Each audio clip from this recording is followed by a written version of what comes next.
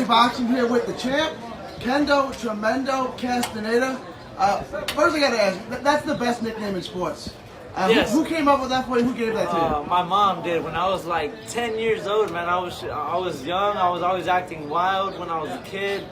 I've always been a tremendous young man, and ever since I was a kid, my mom would always be like, "Ay, tremendo, tremendo, eres tremendo," and it just stuck with me. I started boxing at 10 years old, and that's what everybody would call me, Kendo Tremendo. Speaking of Tremendo, I was at your last fight. I actually sat right next to your mom at the Scottish Rite. She's a really nice lady, by the way. You're a lucky guy. Thank you, bro. Appreciate you. That Castaneda name is like gold in San Antonio. What's it like to be coming from a fighting family like you do, and all your brothers being fighters, and how much extra pressure is that on you? Honestly, it's no pressure at all to me. I blink the world out when I do this. It's like I feel lonely by myself, rugged, and I just go do what I gotta do to take care of the guy in front of me. I don't feel no pressure from nobody. I just do what I have to do in my own mind. I make weight, you know, I do what I do as an individual, solid, and I feel no pressure at all. I just go in there and handle business, and my focus is the other guy. Talking about making weight, you're still at 140. You started at 135, right? Your pro debut, but you've been at 140 ever since for the most part? Yes. How are you making weight, and can you stay at 140?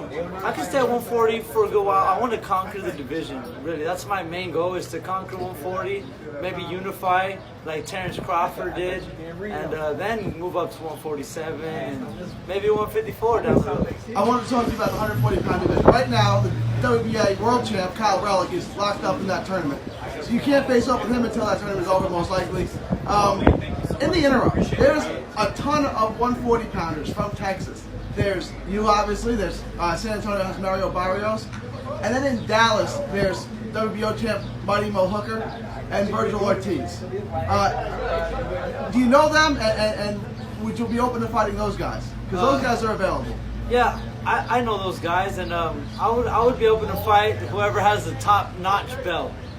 And that might be, who's that? Hooker. Mighty Mo? Mighty Mo. Yeah, I would be interested in that one. I'm from Dallas. I know Hooker well. Yeah, I would be interested in that. Other than that, if you don't have a top-notch belt, I don't really care for it.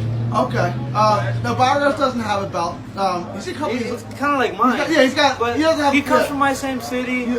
I grew up fighting around him, you know. So I like Mario Barrios. You know, I think we're better off scattering.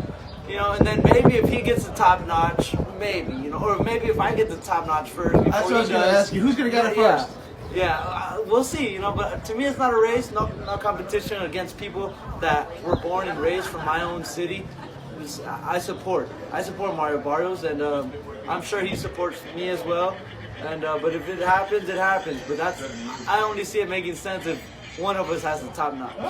After your last fight at the Scottish Rite, I suggested the name Virgil Ortiz. You said he's not a top 10 guy. Would you consider him a top 10 guy yet? I'm from Dallas. I'd love to see you fight him. Is that a fight you'd be open to? Virgil Ortiz? Maybe, possibly. He needs to get a belt? I would like to see him fight someone explosive first, and then I'd be open, or maybe see him get a top-notch belt, and then maybe. But I would like to see him fight against, you know, not a cab driver. Okay. You smashed against the featherweight in this last fight. I'm not knocking him. He was just, you know, Oscar put him in with a featherweight.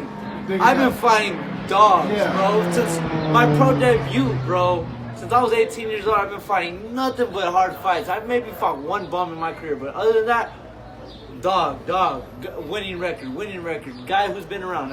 And I take him out, man, and I just keep moving forward. You know, I believe the tough way, the hard way, and that's how I came up the hard way. So I want to see these young cats fight some hard fights, and then maybe I'll consider some hard fights down the road, because I'm a hard fighter. You definitely are that. And 2018 was a breakthrough year for you. You really went from obscurity outside of Texas to a world-class fighter, elite prospect. We can call you a contender now, right? We actually call you a champion now, right? Yeah, yes, sir. It was, you know, you really broke through in 2018. We saw you fight on a Roy Jones card in Vegas, and you looked good. But then we saw you again fight at the end of the year against Venegas. And defensively, you looked a lot better. Your footwork Your footwork looked a lot better. Your head movement looked a lot better. What are you and Jesse James working on, and how much improvement will we see this time around?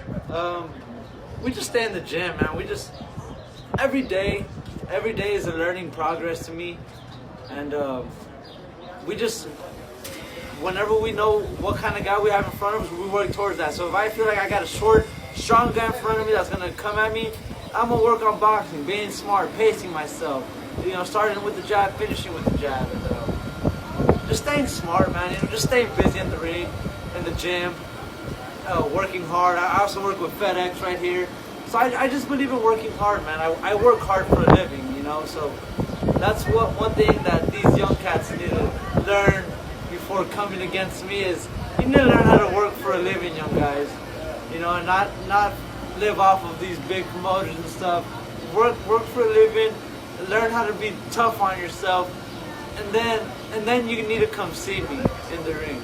Bernardo, you beat in your last fight. He was undefeated. And he was a welterweight. He was a welterweight. Junior middleweight. I think he missed weight too, right? Yeah, he was overweight. He was a freaking. Was that the best fight of your career? Was that your best performance? And what could you improve on that? Yes, that was my best fight, best performance of my career, and I just going forward, improving and training. Just improving and training, improve my pinpoint punches, you know, on where to land, on where to hurt the guys, because I'm a little faster than my own self, and sometimes I just go. So yeah, I need to work on pinpointing my shots.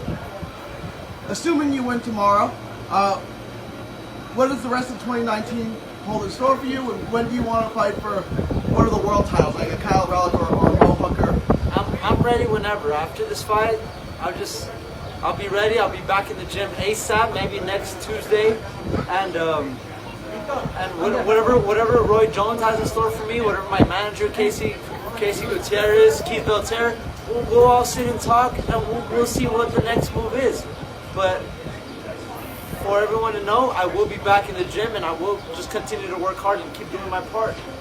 Last question. San Antonio has you, Barrios at this weight. It's got guys like Bam Rodriguez and Josh Franco, a ton of talent. What's going on? What's in the water in the 210 that has all these world-class prospects popping out? We're good, brother. We're rugged. You know, San Antonio could be rugged, and us people who come from the rugged times stay in the gym. We'll find a gym, and we'll stay training and stay ready. You know, the bloodline here in San Antonio is solid, man. There's a lot of great fighters, great young talent coming up. I'm so glad that I'm able to bring my name to San Antonio and keep it here with these big fights. I'm bringing a lot of opportunities to the city, and that's something I'm very proud of, because San Antonio needs all the exposure it can get, and I'm gonna make sure of it. If these other guys from San Antonio go out, they go out in California and fight, or over here and fight, I'm the one that's gonna stay here and fight to keep the exposure for San Antonio, Texas rising. Current WBA, NABA world champ, and future WBA, WBC, WBO, IBF, unified, undisputed, junior welterweight champ, Kendo Tremendo Castaneda. Tell everyone where they can find you. Everywhere, same thing, Snapchat, Twitter, Instagram. You can find me on @Kendo Tremendo. Just my first name and my nickname, Tremendo. Kendo Tremendo together. Bam! Easy, everywhere. Kendo Tremendo. @Kendo Tremendo, everywhere. God Love you guys. Best Thank you guys.